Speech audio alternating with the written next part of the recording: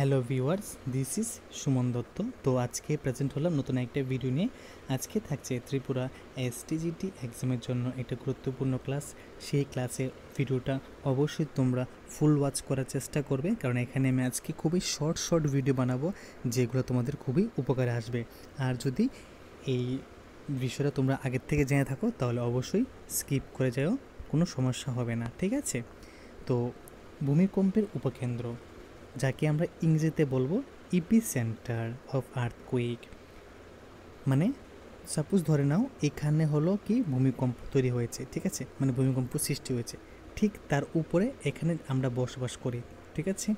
আমাদের এখানে যখন ভূমিকম্প অনুভূত হবে তখন এটাকে আমরা কি বলবো? উপকেন্দ্র বলবো, ঠিক আছে। এটাকে কি বলবো? ইপি সেন্টার বলবো, ওকে। তো ভূগর্ভে অবস্থিত ভূমিকম্প কেন্দ্রের ঠিক সোজাসুজি উপরে ভূপৃষ্ঠে অবস্থিত স্থানটিকে ভূমিকম্পের উপকেন্দ্র বা এপি সেন্টার বলে। তো এই এপি কথা অর্থ হলো ভূপৃষ্ঠস্থ বা উপরস্থ, এবং সেন্টার অর্থ কেন্দ্র। এইটা আমাদের পরীক্ষার মধ্যে কিন্তু আসতে পারে যে এপি কথার অর্থ কী, ভূপৃষ্ঠস্থ বা উপরস্থ। বৈশিষ্ট্য: ভূমিকম্পের উপকেন্দ্র কেন্দ্র থেকে উপরে উল্লম্বভাবে অবস্থান করে। ভূমিকম্পের যে উপকেন্দ্র আছে সেটা কেন্দ্র থেকে উপরে উল্লম্বভাবে অবস্থান করে, এবং এটি ভূমিকম্প কেন্দ্রের নিকটতম স্থান। এই স্থানে ভূমিকম্প তরঙ্গ সর্বপ্রথম ধাক্কা মারে এবং এখানে তরঙ্গগুলির গতিবেগ সর্বোচ্চ হয়। এই অঞ্চলকে প্লাইস্টো সিসমিক অঞ্চল বলে। কোন অঞ্চলকে প্লাইস্টো সিসমিক অঞ্চল বলে? ভূমিকম্পের উপকেন্দ্রকে। ভূমিকম্পের উপকেন্দ্রকে কী বলা হয়? প্লাইস্টো সিসমিক অঞ্চল। তো এই যে প্লাইস্টস শব্দ অর্থ হলো মোস্ট, সর্বাধিক। এটা একটা গ্রিক শব্দ, ঠিক আছে। এটা একটা গ্রিক শব্দ। ভূমিকম্পের উপকেন্দ্রে ও সংলগ্ন অঞ্চল থেকে চারদিকে কম্পনের তীব্রতা ক্রমশ কমতে থাকে। তারপর আমাদের পড়তে হবে কি, যে ভূমিকম্পের প্রতিবাদ উপকেন্দ্রস্থান, anti epicentre of earthquake.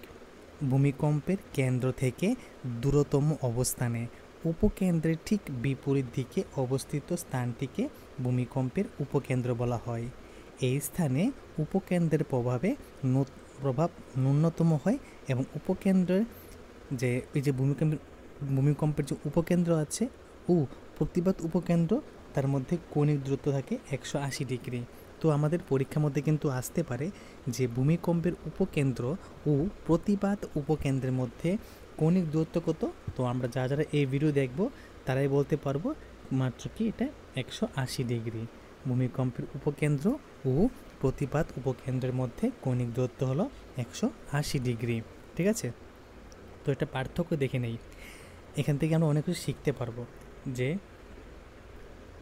এই যে ভূ অভ্যন্তরে যে স্থানে ভূমিকম্প তরঙ্গ উৎপত্তি হয়, মানে যেখানে ভূমিকম্প উৎপত্তি হয় সেখানে তাকে কি বলা হয়? কেন্দ্র বলে। আর উল্লম্বভাবে ভূপৃষ্ঠের উপরে, মানে যেখানে ভূমিকম্প উৎপন্ন হয়েছে তার উপরে যখন উল্লম্বভাবে আমরা অনুভব করতে পারি সেই স্থানটিকে কী বলা হয়? উপকেন্দ্র বলা হয়।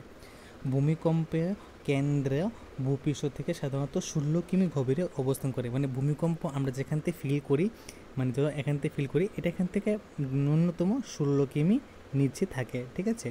আর উপকেন্দ্র কেন্দ্রের নিকটতম স্থানে ভূপৃষ্ঠের উপরে অবস্থান করে। ভূমিকম্প কেন্দ্র থেকে তরঙ্গ আকার কম্পন চারদিকে ছড়িয়ে পড়ে বলে কেন্দ্রে কম্পনের তীব্রতা কম। আর ভূমিকম্পের তরঙ্গগুলি উপকেন্দ্রে এসে সর্বপ্রথম আঘাত করে বলে এখানে কম্পনের তীব্রতা সর্বাধিক হয়। মানে বলা হয়েছে যে ধরো সাপোজ এখানে ভূমিকম্প মানে অনুভূত হয়েছে, তো সেটা এদিকে এদিকে এদিকে এদিকে, মানে এখানে কিন্তু কিছুই হবে না, মানে খুব কম শক্তি থাকবে, কিন্তু এখানে বেশি থাকবে, ঠিক আছে। তো ভূমিকম্পজনিত পরিবর্তন কেন্দ্রে বিশেষ হয় না, অর্থাৎ ক্ষয়ক্ষতির পরিমাণ খুব বেশি নয়। উপকেন্দ্র এবং তার পার্শ্ববর্তী অঞ্চলে ভূমিকম্পের প্রভাবে পরিবর্তন সবচেয়ে বেশি হয়, অর্থাৎ ভূমিকম্পজনিত ক্ষয়ক্ষতির পরিমাণ সর্বাধিক, ওকে। তো আজকের এই ভিডিওতে আমরা শিখলাম এখানে ভূমিকম্পের উপকেন্দ্র সম্পর্কে একটা বিস্তারিত আলোচনা। যদি এই বিস্তারিত আলোচনা তোমাদের কাছে ভালো লাগে থাকে অবশ্যই ভিডিওটা শেয়ার করবে এবং ভালো লাগলে লাইক করবে, এবং তুমি যদি চ্যানেলে নতুন হয়ে থাকো তাহলে চ্যানেলে সাবস্ক্রাইব করবে এবং নোটিফিকেশনে গিয়ে অল প্রেস করে রাখবে, তাহলে খুব শীঘ্রই যখন আমি ভিডিও আপলোড করব তুমি খুব ইজিলি পেয়ে যাবে। তো দেখা হচ্ছে একটা গুরুত্বপূর্ণ ভিডিওতে। প্রথম থেকে শেষ অবধি এখন অবধি যে দেখেছো তোমাকে অসংখ্য ধন্যবাদ।